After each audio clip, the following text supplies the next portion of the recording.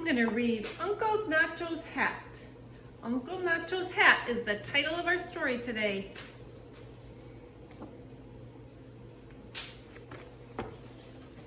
Every day, Uncle Nacho woke up with the sun. He said good morning to his cat and his dog. He said good morning to his parrot and his monkey. And he said good morning to his hat, which was old and full of holes. Uncle Nacho lit a fire to make his morning coffee. When the fire started to go out, he fanned it with his hat. What fanned with means? Woo! He waved at it. I'm fanning myself. But since his hat was old and full of holes, it didn't do any good. The little house filled with smoke. The cat meowed, the dog barked, the parrot screeched, the monkey screamed, and Uncle Nacho began to yell at his hat. You're useless and full of holes. You're no good for anything anymore. Uncle Nacho, came a voice from the door. It was Ambrosia, Uncle Nacho's niece. She always stopped in for a little visit on her way to school. What's the matter, Uncle Nacho? Is the house burning down? No, Ambrosia, I'm just fighting with my hat again. It's no good to me anymore. You say that every morning, Uncle Nacho. So today I have a present for you. A new hat. Uncle Nacho got a new hat. What do you think he's going to do with his old hat? Uncle Nacho put the new hat and looked at himself in the mirror. See how handsome it makes you look, Uncle Nacho, said Ambrosia.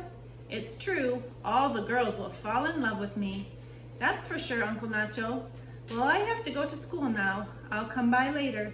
Take care of yourself, Ambrosia, and thank you for the hat. Now I have a new hat, said Uncle Nacho to himself.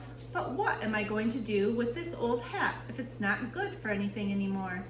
Hat, he said to his old hat, what am I going to do with you? I know, I'll put you in my trunk. Wait a minute, what if the mice get in and start to eat you? No, I'd better not put you in my trunk. But old hat, you're really not good for anything anymore, said Uncle Nacho. You don't keep me dry in the rain. I should throw you away. I'll just take you outside right now and throw you away in the street. Wait a minute, I think I see a car coming. You might get run over.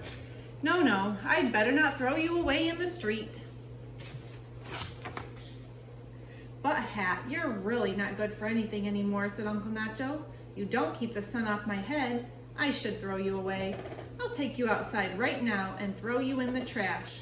There, may some good man find you, someone who will appreciate you, a decent person. God bless you both.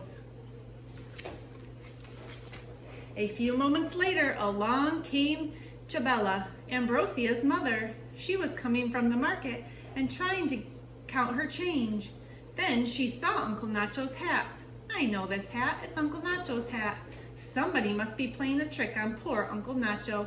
Hat, you're coming with me right away. I'm taking you home to Uncle Nacho. Look, Uncle Nacho, look what I found, your hat.